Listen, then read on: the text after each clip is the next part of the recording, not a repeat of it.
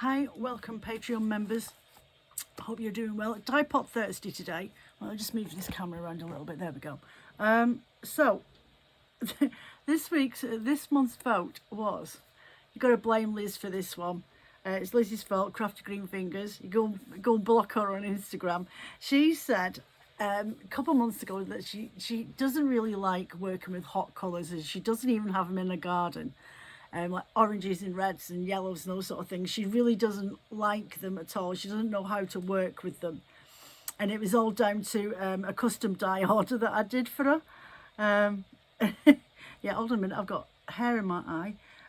Yeah, it was all down to a custom order that I did for her. And she decided in the end that she didn't want the orange there at all. It wasn't working for her. So I said to her, right, I'll tell you what I'll do. As I'll put it on for the vote for next month's Patreon. I've still got this hair in my eye, I don't know what it is. This month's Patreon, and we'll see what people come up with. And generally, you've all gone for the flaming rainbow. So we ended up with a list of colours. I ended up with 4 votes for bright orange, or just I suppose orange in general. Purple was 1. Neons was another one that was detested. Yellows, there was 3 votes. Brown, not sure what to do with it, how it worked with it. Red, as in a bright red, like a pillar box red or a scarlet red. There was 2 for that. 2 for green and 1, yeah, I've already wrote the brown one down. Right, so I'm going to talk you through, I suppose, an area that we haven't really covered or even approached on, and it's colour theory. Now, you can print something like this off on the internet. Just do a Google search and just look for colour theory or colour wheels, and this gives you loads of little ideas and how to actually come up with it. So I've written them down because the print's really quite small, but what I'll do is I'll pop you down so you can see what I'm looking at, okay? And I'll grab a pencil and I'll talk you through it just to get you going. It's just a short thing. Now, I do have something else that I actually showed on my YouTube video live chat yesterday, and Anne, one of my subscribers and a customer from Holland, contacted me. I said to her yesterday, she says, oh, this is really handy, because she's wanting to delve into it and try to teach herself how to blend. And I'm like, well, it's really just down to you understanding how colours work together more than learning about it. It's down to your own personal eye and seeing how colours work around in nature, because everyone always says, oh, green goes with nothing, and it does. It goes with everything. It's nature's black, grey and white. It's the neutral basis to every flower that grows outside. So green goes with a lot more than you give it credit for. Okay. So what I'm going to show you is how you can put colours together. Go off and do a little bit of research yourself. This is something that I got from an online dyeing course that I did a few years ago over COVID to help support another dyer, but she does her dyeing completely different from me. She does it in a microwave, but her videos are really, really good. And it's a colour chart, and it's actually it's a wedding colour chart, so people can get ideas of what to put together. And what it is, you get this card that you pop off the side, and you can go through the colour chart and you can pick out the colours that you want to work with, and it will give you the complementary colour that goes with it. Okay, or you can go down, there we go, hotter oranges, and it'll go with those blues. Do you see that? Really good bit of kit, just a really handy thing to have. And I actually scanned it to my phone. There we go, you've got these hot colours and those colours there. You've got those colours with those colours down the bottom, which are the bolder versions of these top ones. And I actually scanned it off for her yesterday and emailed it over and told her how to sort of just cut this piece out and then print them off and then sellotape them all together, and there you've got your version of this. If anybody wants that, let me know. I've got it saved to my phone. Quite happily, it costs me nothing to email it over to you. You just need a printer, okay? So yeah, so that's a really handy tool to have when you've got a load stash of colours on your shelves and they're like greeny yellows and those sort of things, and you really don't know what to put with them. Then this would help you do that. As I say, if you go to, these are greeny yellows up here. So if I was to go to my greeny yellow section, it's not going to quite, there we go, greeny yellows. It's saying lavenders and lilacs will work really well with that colour range. Okay, we'll put it around the other way, and it would say, oh, we've got, yep, again, these more pinky hues rather than the actual purpley ones. So you've got pinks and reds on this side and purples on that side. So it's a nice little thing just to have put aside. So you're not really sure, you're stuck for colours or what to work with, give me a shout and I'll email it over to you. You know how to get me. It's woollycottage@gmail.com. Easy enough. You should find my info on your on the cards, the ingredient cards that I put in with all your orders. Okay, so I'll pop you down. Okay, that'll do. Right, so a colour chart or a colour wheel help find colours that will work with, complement or clash with in 3 ways, and can look at great in the right context. Even clashing colours can make your main colour pop. Okay, primary colours. So these are your primary colours: your red, yellow, and blue. And there are 3 pigment colours that cannot be mixed or formed by any other combination of other colours. All colours derive from these 3 hues. Your secondary colours, these ones here, orange, green and violet. These are colours formed from mixing 2 of any of these primary colours. So obviously yellow and red mix orange, red and blue make violet, and yellow and blue make green. So your tertiary colours, which are these ones here, all the way around. So that's red violet, red orange, red yellow, red yellow green, blue violet. Okay, and these are formed by mixing a primary colour and a secondary colour, and that's why the hue is a 2 word, such as green blue, red violet and yellow orange. So to make the blue violet, you've had to mix the blue and the violet together. It's already been made up from those 2, but then you add more blue in to get this more blue violet. Then from this tertiary blue green, you get your blue and you mix it with a bit more into your mixed up green from your yellow to your blue. Then you make a green and then add a bit more green into that. And the same here, you've got your yellow and your blue to make the green, but then you add in a dash more yellow and you get more of a yellow green.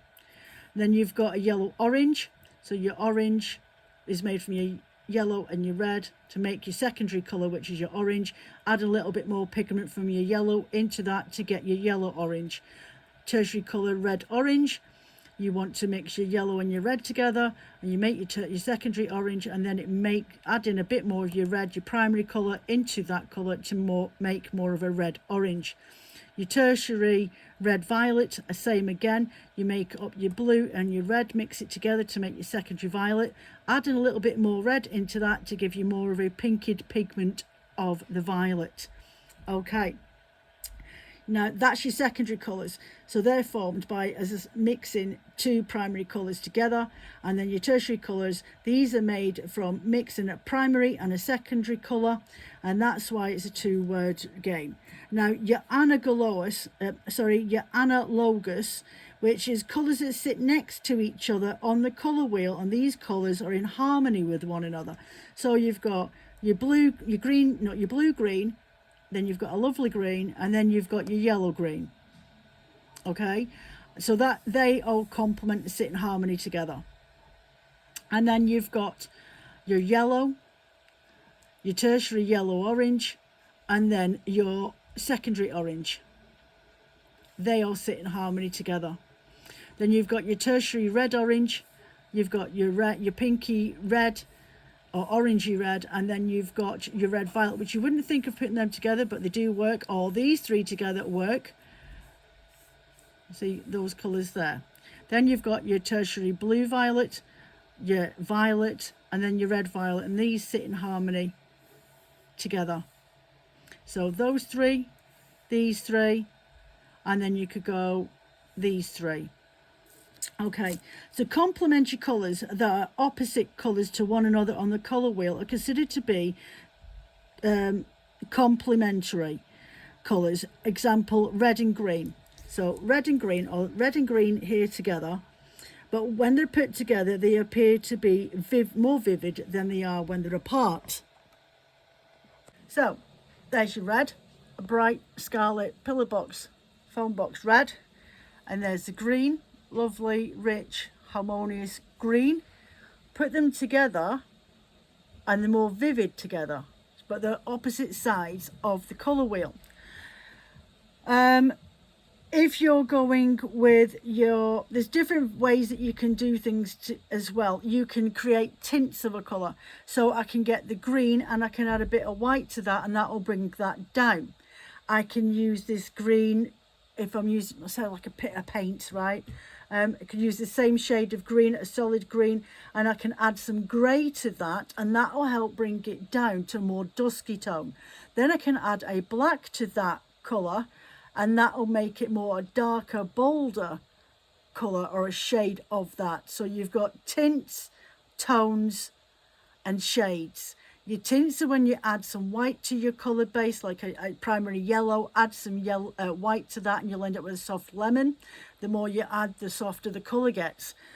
If you add, to create a tone of a colour with your yellow, if you add in some grey, the more you add, the darker the colour gets, but it becomes more dusky, a more smudgy, smoky sort of colourway, okay? When you add black to a colour, it becomes a shade of a colour because it's bringing that colour up a notch, darkening it and making it a bit more emboldened, okay? So I hope that helps with that. There are some more complicated points of this. You can split your wheel up into triangulars, so you've got like a colour there. So you start with your green, that's your point there, but if you come down as isosceles triangle, you'll get to that orange, and then you'll get to this fuchsia, and those three colours will work together if you put them together. Or you could go this way and go for a fatter triangle, which would come out to this point, across to that blue, and back up again. Those colours would work together. So there's lots of different ways of coming up with different ideas of putting colours together. The best way is to work with them. Now, blue is a brilliant colour to pair up with a lot of shades. It will go with a lot of stuff, but mostly from my thoughts, I think it looks really, really great with soft tans, coppers. It will work with browns, but you need another colour in there, a third colour in there to offset it, to make it become more harmonious, okay? You can go with a bold orange, a blue and orange, but add it to calm this one down. Now, if you're going to use this orange, right, with these lovely darker blues, don't use a lot of it. Just use a pinch of it. Less is more, especially if it's a colour that you're not really that keen on anyway. Doesn't mean that you can't use it. Just don't use a lot of it. Use it as your little flash of colour that comes through. If you look on the colour wheel here, it is an opposite of blue. So if I go from that blue straight across, that's a complementary colour. Right across the wheel to the orange is a complementary colour on the blue. So it would work anyway, okay? Complementary, they will work together, stand out on their own, and they're like, oh, that's horrible. What am I supposed to do with that? Go find its partner and partner it up with it. Do this, if you're doing it as a blend, okay? Do your blues, go for a range of dark blues, very similar to each other, and do I would say an 85 to 15% ratio. So 15 grams of this, 85 grams of this. Blend this up and then just paint it on the back of your drum card, a little pops of it. Use a orange bamboo fibre or something like that if you want to bring in a bit of orange to go with something, just so you've got that little bit of colour. You could just go for a softer tone. If you're not wanting to go down the bold route, go for a softer tone. These are two different shades of blue, and that looks really, really pretty. But that would also work with a bold green. There's your green, and there's your darker shade of orange on the opposite side. So if you go straight across, it will do it. So if you put that dark green with that peach, that's pretty. That's really, really nice. Or if you go down that route with that one, this isn't very light. This one seems to take it over a bit more. But if I got a darker green, it would help calm down that orange completely.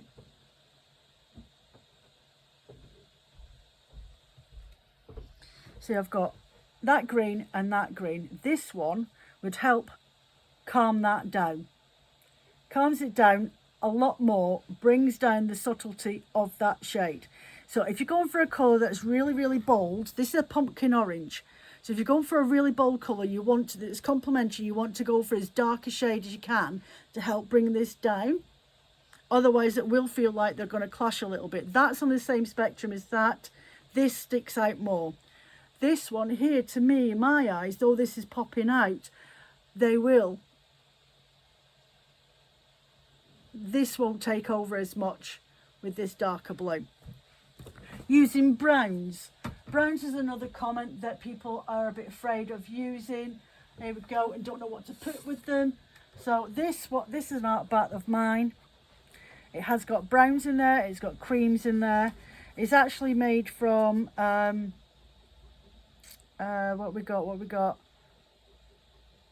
We have got Shetland and Merino and Corriedale, a light grey Corriedale, natural grey Corriedale in there. There's browns and darker browns. That's Shetland Moorit that's in there as well. So a natural blend with fibres added through, and it will work together. You just got to find the right colour ratios or the right colour mixes to put together with things.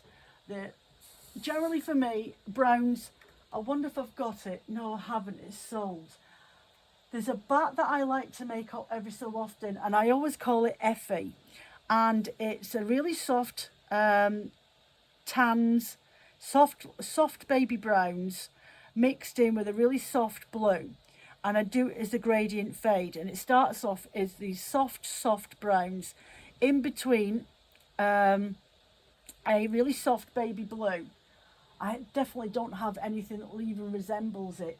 And then it fades out into a gradient bat with a really soft, really pale baby blue at the very end of it. And it's really pretty. But brown's a really good one as well. Brown will go with anything. Brown will go with a lot of colours. I'm trying to have a look, see if I've got anything up here that has got brown. Here's one that's yellow up there. There's golden yellows and oranges in this one as well. Purples, if you're not keen on mixing purple with colours, just make it as a solid colour on its own, but use different hues, different shades of it and mix them together. So there's this one.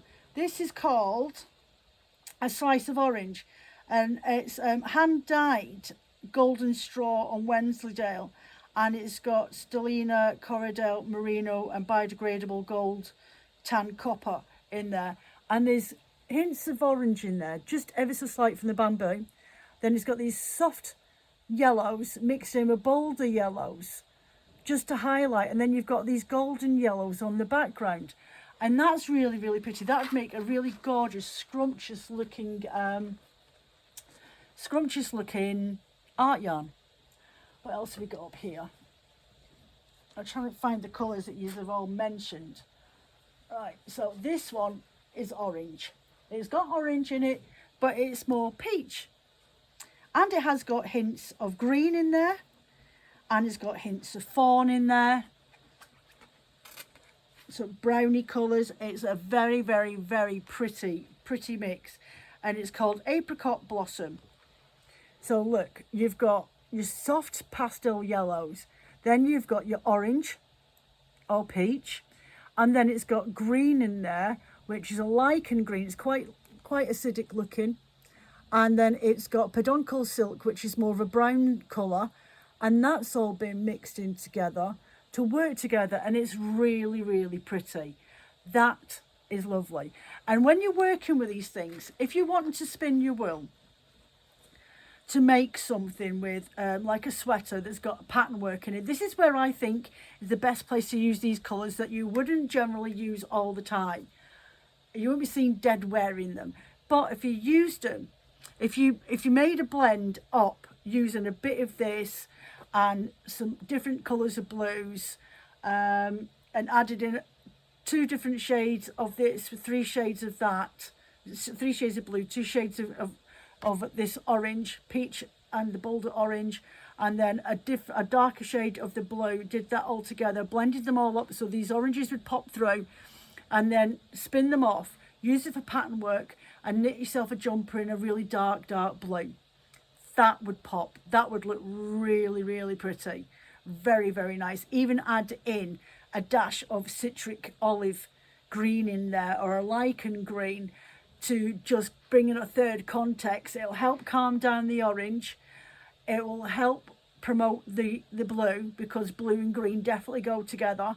They sit side by side on the colour wheel as well, and green is made from blue. So to have that in there, but more of a citric tone like what's on this bat here, that would really complement the colourway. What else have we got? Is another orange. Orange and pink. Oranges, yellows and neon pink. Now, when I make these up, these are colours that you wouldn't think to put together, okay? But when I did this in my live chat, everyone was like, oh, I would normally go with those colours, but that's really pretty. But that's got neon pink in there. And one of the comments was, I can't stand neons. Well, neons are really quite versatile. They look loud and they can be in your face, but you can calm them down. This has got neons in there. It's got neon turquoise and it has got neon pink, but it's been blended with a very, very, very dark midnight blue. When that's spun up, that'd look fantastic. So that's another example of putting colours together you wouldn't necessarily put together. But when you work with them, if you just use a dash and have your colour that's going to be your commentary, your running commentary all the way through, like a really dark blue or a jewel purple, if there's at least 80% of that as your main blend, and then you add in pops of other colours, you're not going to see a lot of those. They will just come out every so often like stars in the sky. They're not going to be in your face, because you've got a running commentary of this really dark, bolder colour to help bring those down. And what it'll also do is it'll pop. It'll just stand out a little bit more. It'll speak for itself and it'll be quite bold. What else? Have I got any neons up there? No, I don't. I actually need to dye up some neons next week. I don't have any neon bats at the moment, and I might actually do that today. Neons are a really good mixer. I like to dye up a roving in neons and blend it with natural undyed fibres.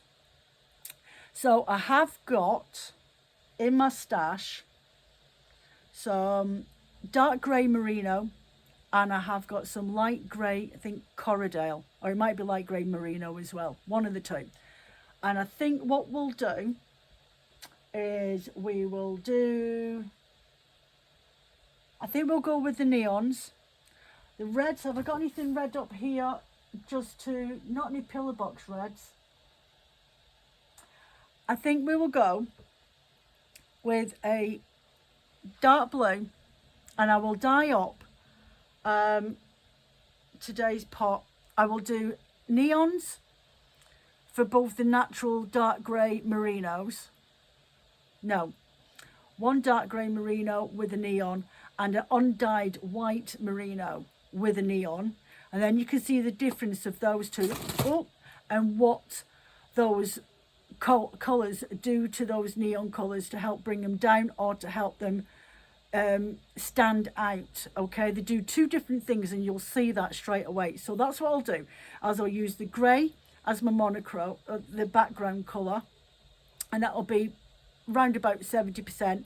I will dye up some neon colours today on rovings, and we'll split that and we'll put that as well onto and I'll do neon purples, neon purple, neon turquoise and neon green, and we'll use that one on the natural undyed cream merino. and you'll end up with what I usually end up doing is my mermaid bats. Okay, we'll do the dark grey with hot pink, hot orange and hot yellow. Okay, and we'll do them on my dark grey, and what you'll end up with is more of a midnight sky sort of look. Then I think I will use this blue that I've got, and we will go down the, what was the other colours that were in, what were the other colours on the list? Let me just have a look. Greens, browns, reds. I'll do the brown. I will dye up the brown, and I will dye that. Now I'm thinking purple looks fantastic with teal, and it looks good with a lichen colour as well. And I'm just looking to see if I've got anything. See here, this is a good one, an example. This is purple that you wouldn't think, you don't know what really to do with. This is purple that has got olive green and turquoise in it, and it's 3 shades of purple in that, and you've got olive green, dark greens, citric green, and then it's got turquoise in it. That is really, really pretty, and majority of that would come out a lot of purple in there, and the other colours would come out with hints and tips. So I'm just trying to think. I think what we'll do is I'll pop downstairs, go and get my wools all dyed up. There's another green. This is really cute. It's called Peach Fuzz. This one is a peach based wool, and then I've done a grading in between the layers of the peach with greens. And again, that colour wheel, if I was to look at the green and come across, so if you don't know what to do with your greens, look to see what's on the opposite side of it. This green here is more of a reddy orange. Okay, this green here is more of a tertiary orange, and then this green here would go with that vibrant pink. So shall we go for, I think what I'll do is I think I'll go with these tertiary colours. I am going to complement this colourway, which one? This one here, straight line down. So we've got this fuchsia pink, we've got this violet, because I'm going to go with this anaglomus look. It's 3 harmony colours next to each other. So we've got this violet, we've got this red violet, and then we have got the tertiary, it says red. But what we'll do is we'll let them bleed into each other to help bring down the tones, and they'll mix. And I think that one would be a perfect colour to then blend up and use green in with that. Yeah, that's what I'm thinking. I think that's where I'm going with that. Maybe green. I might even go with purple. Red, violet and raspberry. I think that's where I'm going to go. So I'm going for colours that I wouldn't normally put together, and we're going to have an experiment to see how they come out. Right, there we go. So that's what we're going with. That's it. So we're doing neons. We're doing sunset neons for the grey merino, the dark grey merino.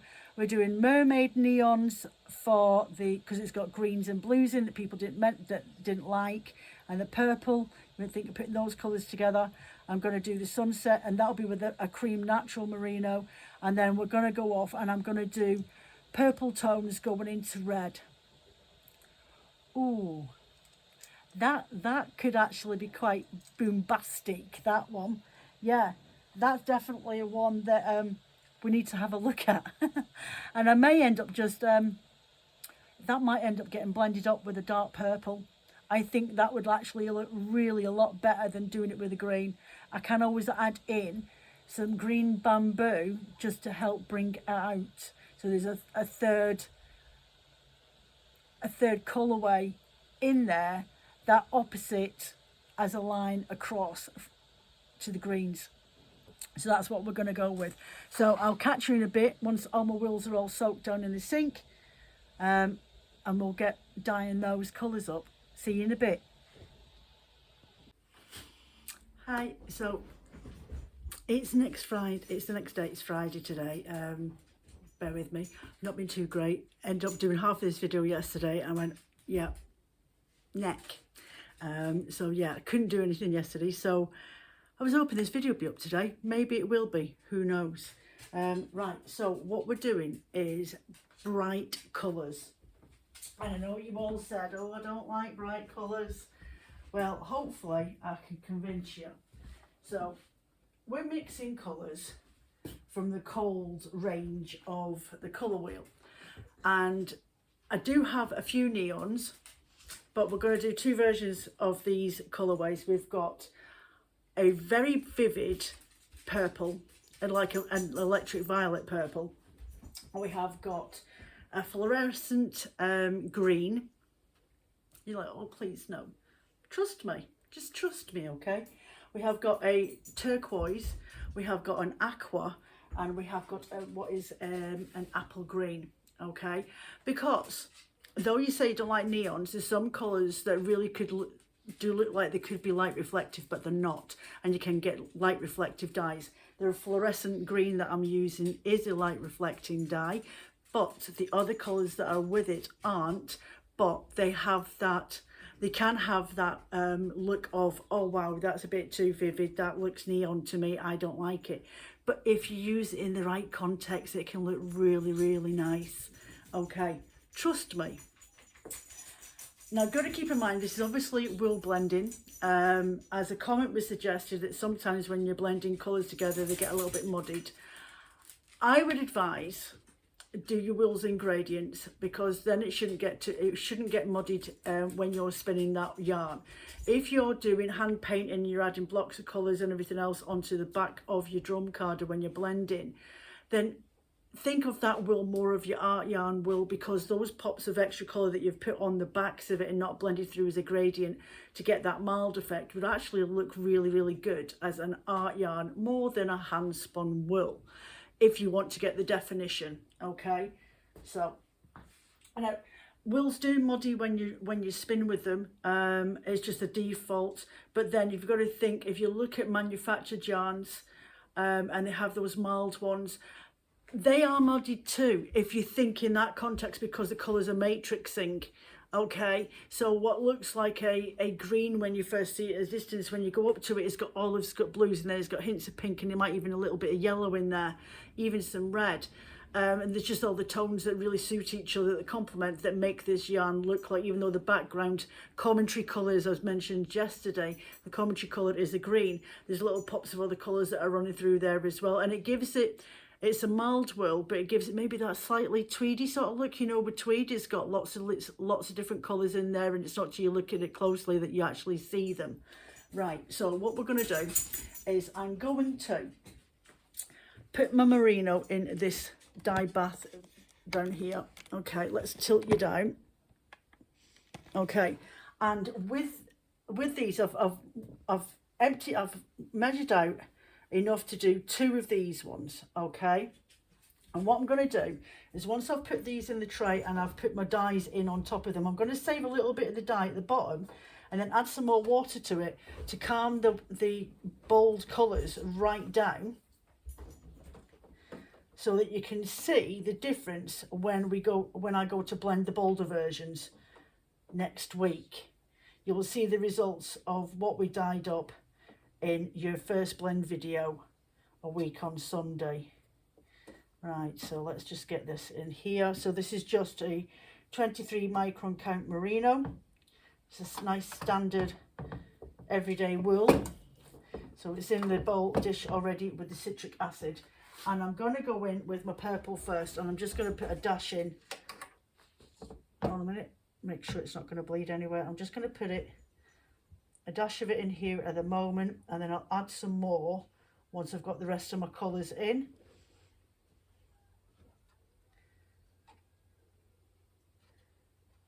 I might get away with just oh yeah, I'm going to save that much. Now the next colour I'm going to go with is blue, because blue and purple look really cool together and they are complementary. And what I want you to see as well while we're doing this as a gradient colourway is I want you to see that the colours will blend into each other and make different shades. So next I'm going to go with this aqua because it's more like the turquoise that I've just put in. So it's starting to now turn into the green range. So we'll just shove that in there.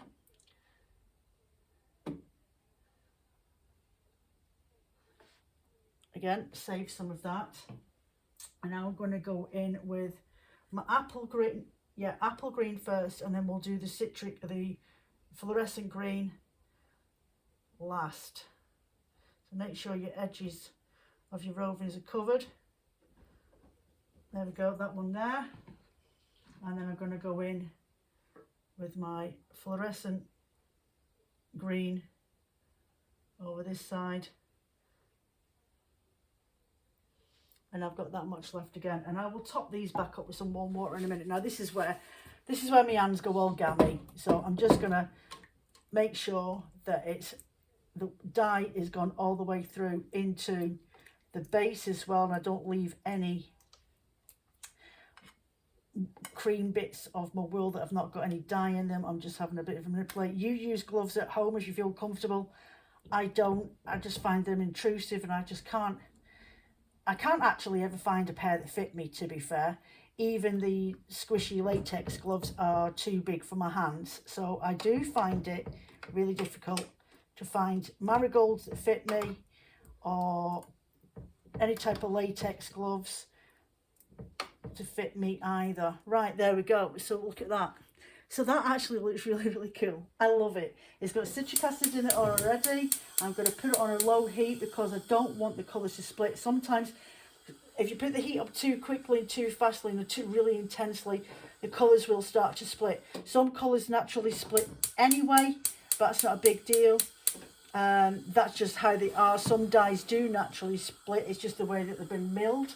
And what I'm going to do now, while this is just starting to heat up, is I'm going to go over and add some water into these. I'm going to top these back up.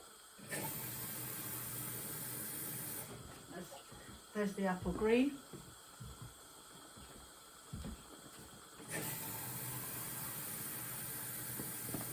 That's the fluorescent green that went that way, that way, that way. Try and keep them in row order so I remember where I'm at. Then this is the aqua. That there. And then the true turquoise. Now, we talked about colours that we don't like working with. Sometimes, as I say, if you don't use them as a whole colour and calm them down a little bit more, so they're more softer in colourway, then sometimes using those colours in there really does help you to get used to that colour in working with it. Don't start bold. If you don't like oranges, don't go with bold oranges. Start off with a pastel orange. If you don't like browns or are quite confused with them, then go for the softer version of it and then work with that along with softer pastel colours until you get to that feeling that you feel quite bold with it. Right, so those have already saturated into that already. So I've just moved my olive oil out the way. I've just moved the tray up so that these colours that are really, really strong pigments really do start to strike into the wool. They'll take a little bit more time. I need to turn this heat down so it doesn't intensify. And I'm just going to pop off just now and grab a brew. And I will be back once these are ready to go in the sink, and we will do the next version. Okay, so that wool has now, well, it's saturated as much. This part of the tray is really, really clear. Really clear on the base of there. It looks like, as I've just pulled that back then, nope, it's fine. It has struck through. This one, most of it is gone away. But this bit, we've got a little bit of turquoise left, but I'm fine. I don't want that to bleed anymore into my purple. So let me just get an old towel, because I'll shout at myself if I use my new ones. And I'm going to go and stick this in the sink and we will start again.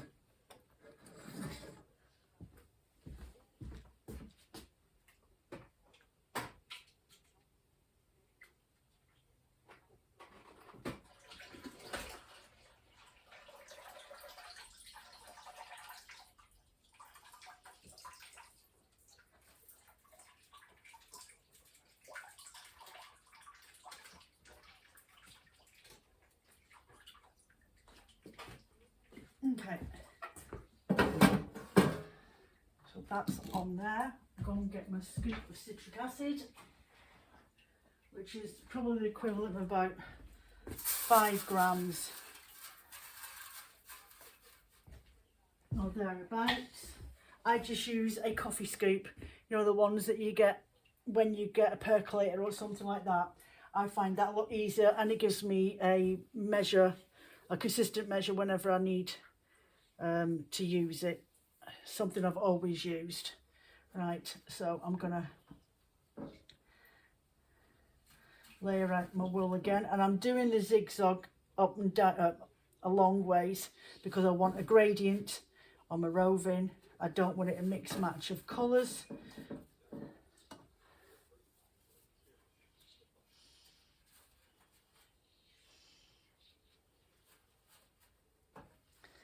Get those on there.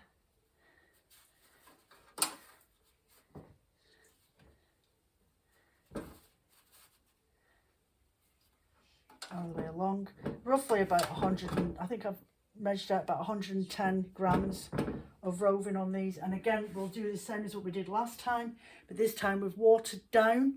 I say we have watered down.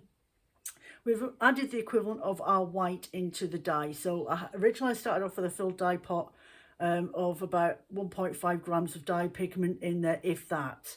And then I poured out the dye, as you saw me do, until there was probably about equivalent of what, let me just have a look now, about 50 millilitres of liquid in the bottom of my pot, and then topped it up with just plain water so that it helps reduce down the strength of colour in my dyes.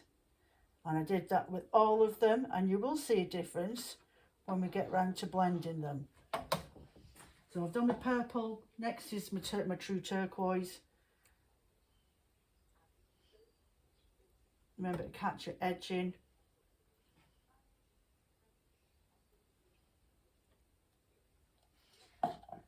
Then my aqua.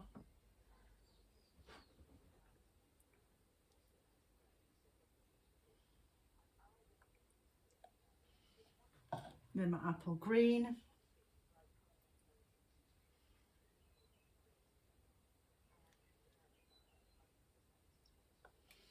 And then my fluorescent green right up the top. And each one of these have been topped right back up to the same measurement I had originally, but with less dye pigment. And already you can see the difference in the shades in the wool. So just give that a little bit of a massage, make sure that the dye pigment goes all the way through to the bottom. And because the dye pigment is really quite low and neutral, well, lower in its saturation, then these dye pigments will soak up really quickly into my wool, and this shouldn't take near as long as the previous one. So look at the difference in that already. You can see it's shades lighter than the other version.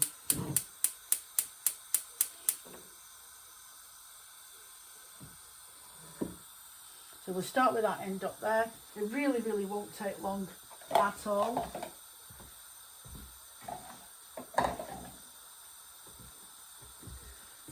And then what we'll work with next is, we were talking yesterday about some people don't like purples, they don't like reds, and they don't like oranges.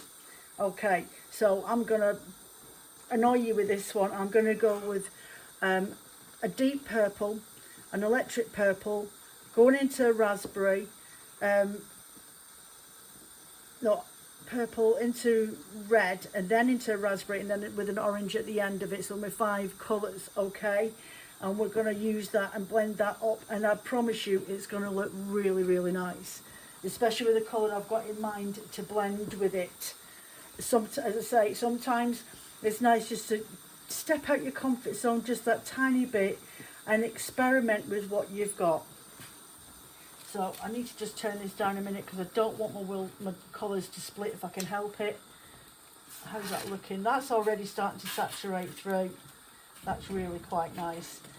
The softer colours, more pastel in look. I'm just going to push my tray up so like these stronger pigments, the ones that take a while to saturate through, take, and I will catch you in a minute. So there we go, and the water is completely clear. You can see that straight away because there was less dye in your water. Okay, so that saturates really, really quickly. So much so, I could, if I wanted to, just get away with taking this out and then just adding in my wool straight away. But I'm going to clear that up, add a little bit of water in the tray, close that off, a scoop of citric acid again.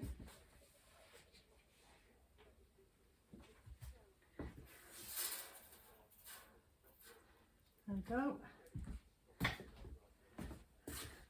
Get my wool,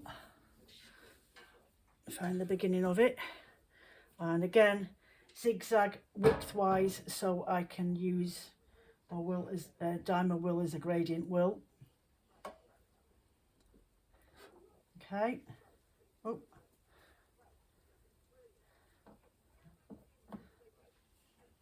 Now we're going with some really bold colours this time. I have picked a very bold royal purple. I've gone with a deep purple. I have got a amethyst, sorry, binmen. Okay, so I forgot where I'm at. So, right, colours I'm using. I have gone for a deep purple. I have gone for an electric purple. Well, a royal purple, so it's really quite bold, more on the blue side. And I've gone for amethyst, which will give me a raspberry pink. I was going to go with a neon, but I thought no, that's just too much. And I have got a red, but it's chili red, so it's got an orange undertone.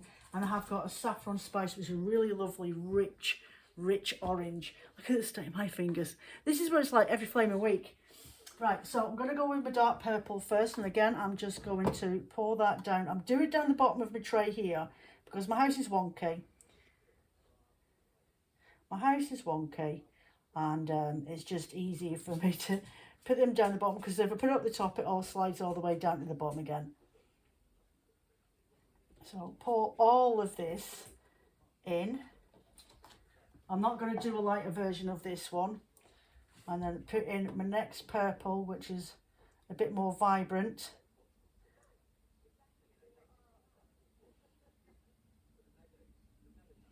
Then I'm going to add in my amethyst pink.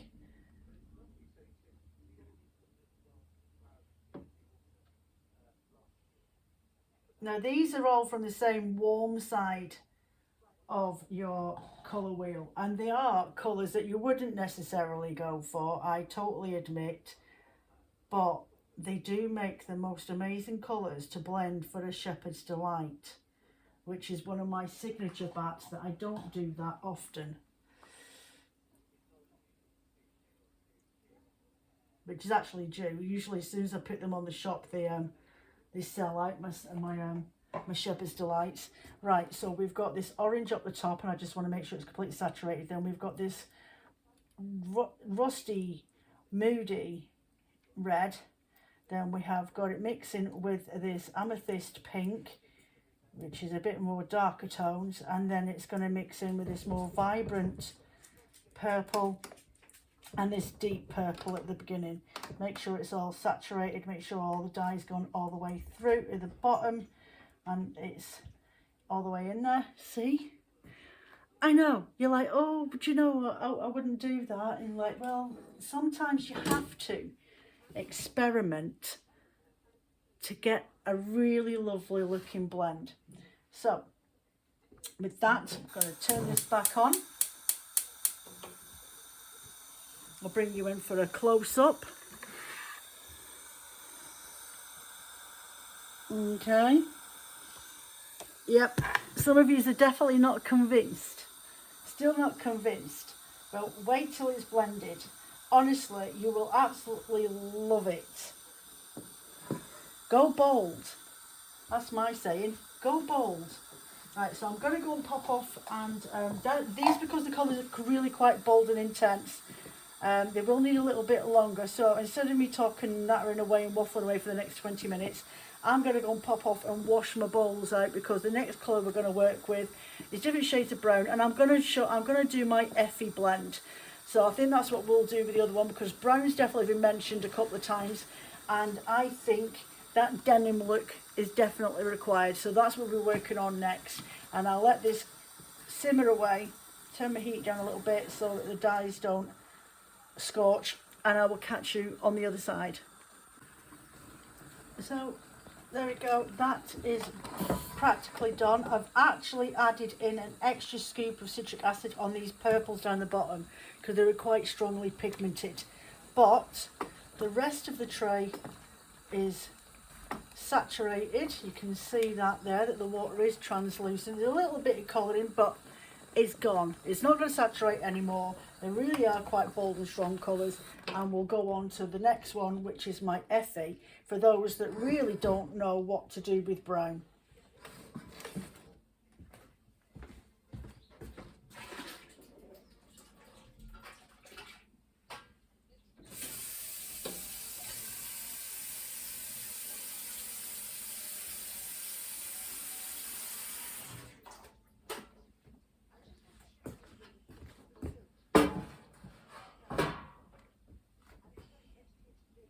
Okay, so scoop again of my citric acid in my little coffee measure, fresh water, and we're going with the next roving. Again, we're just going with the zigzag widthwise.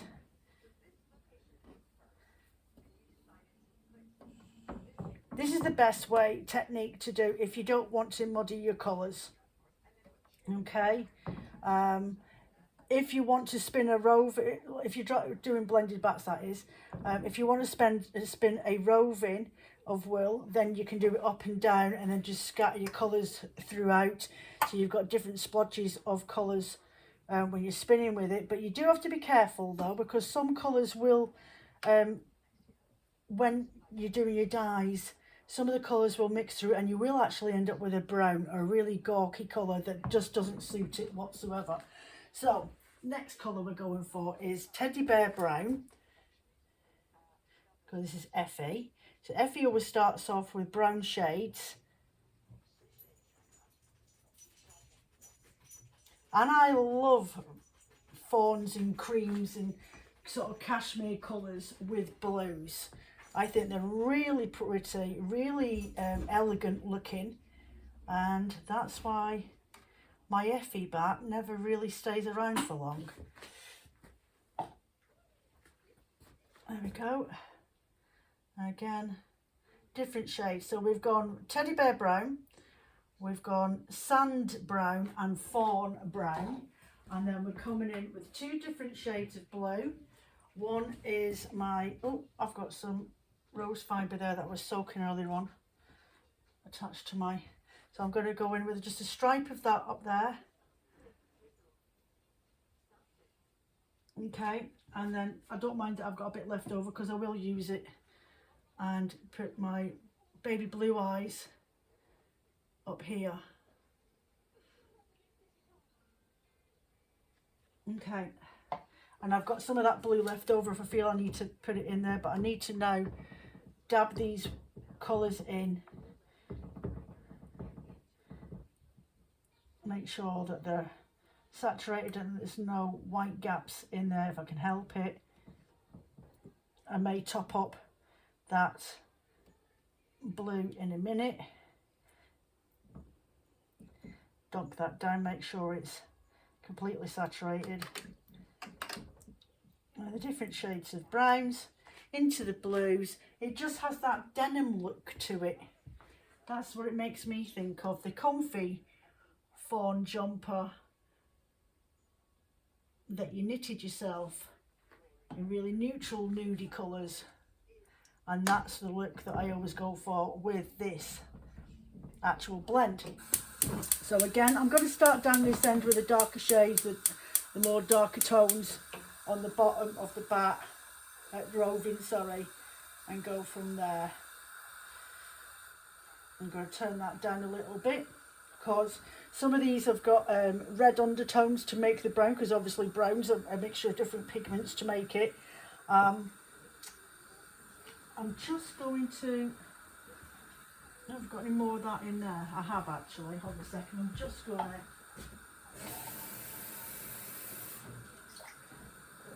wash out this bit here where it's got blue in it. There we go. Soften that down a little bit. With the blues blended into the brown far too much for my liking.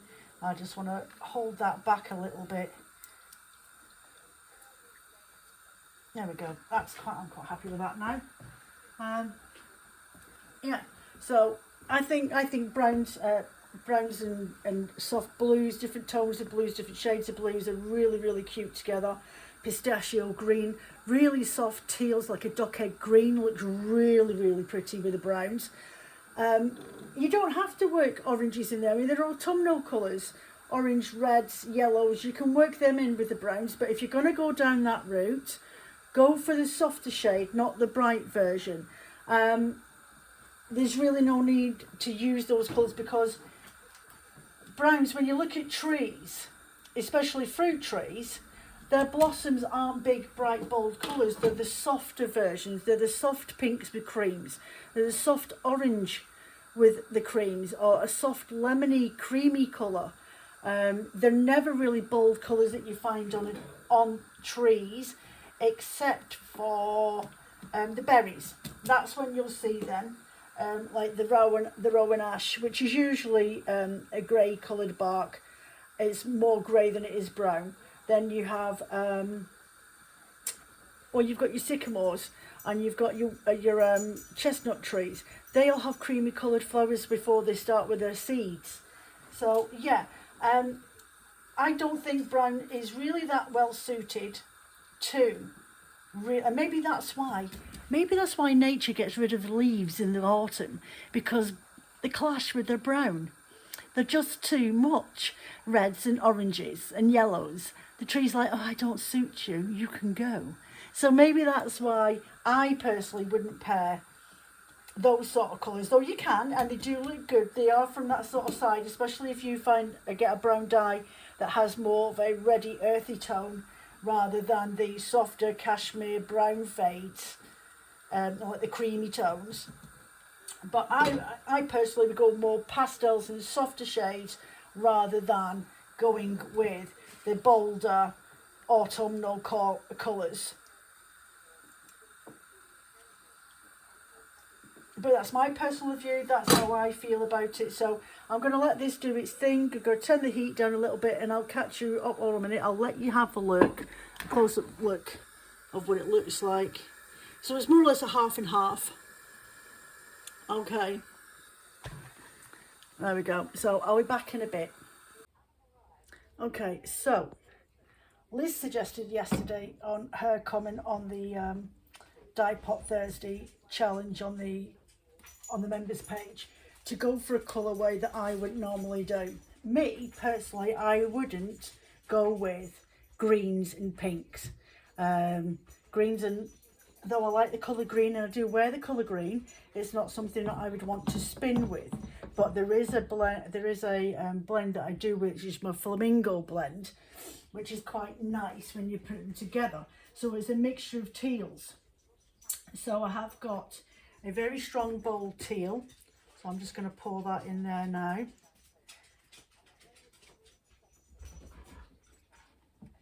These are definitely not colours I would reach out for on an everyday occurrence. So I'll just put that amount in there. Then I have got a green sage, which is a little bit darker. There we go, leave that like that. And then I have got a pistachio, which is a really soft green. It's more on the yellow spectrum. Now I'm gonna just get these in here first. I'm going to start heating up because the next colour I've got is fluorescent pink, and it can be a bit of a swine, but I don't really want it to touch my green and blend into that and mucky it up. So what I tend to do when I remember is to just get my other colours done first. I'm going to turn my tray around. I'm going to stick some more citric acid in my pot because I'm dealing with stronger pigments.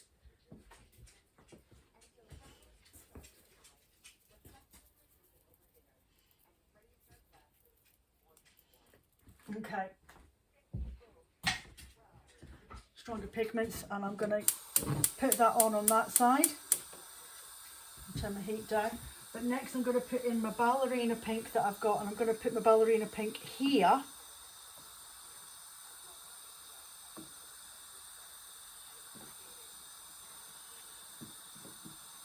Because I don't mind that clashing with my fluorescent pink. I want to try and just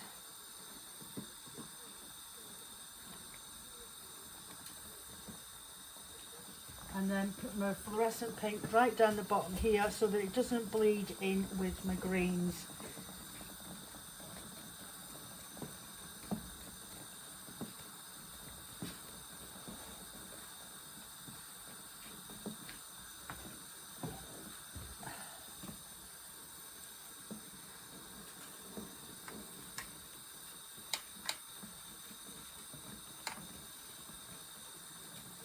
Okay.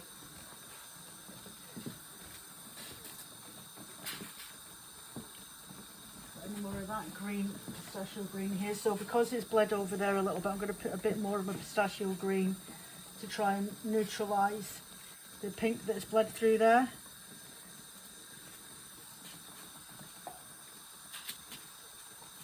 Then I can go back in with this darker green, the sage leaf here.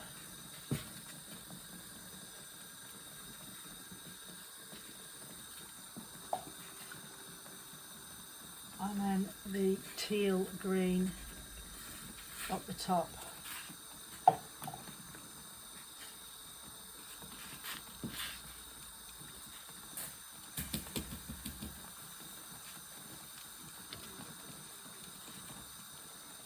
Turn the heat down a bit and let that, yeah, you're like, oh wow, Joe, seriously? Yeah, I know. But you've got 2 shades of pink, 3 shades of blue green, yellow green, colder versions of the greens, and with these hot pinks. Yeah, so that's what we're going with. That's where we go. That's the path we're going. That's what she wrote, and that's where we're going.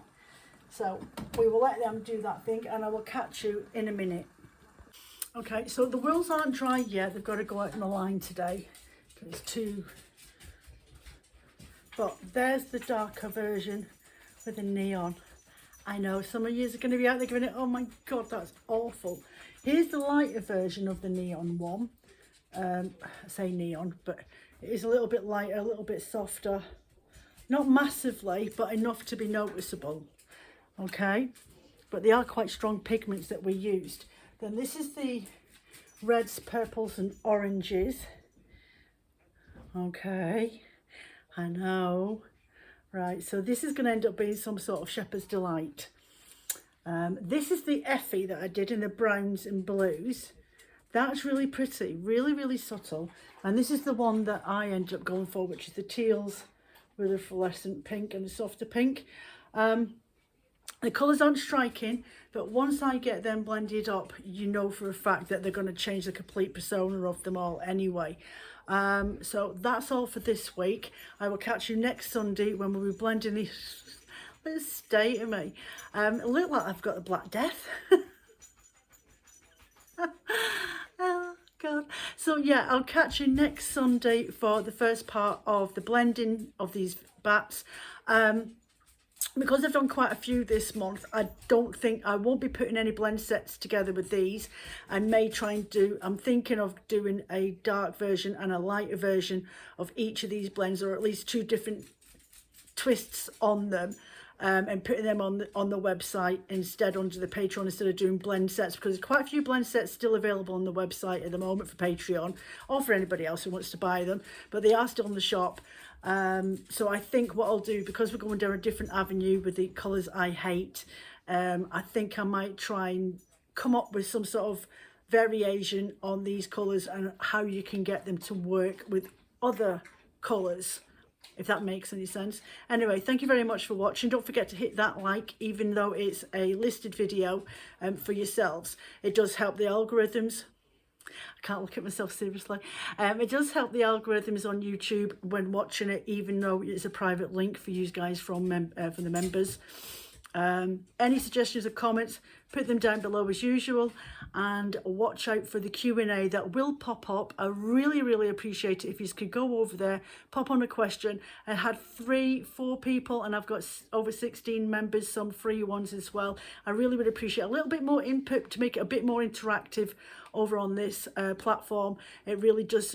I just want to make it more of an environment where you feel welcome and you can ask anything, fibre related, at me, whatever, even some sort of fibre that you've never heard of before. I do have a fibre at the moment somewhere around the house called kapok.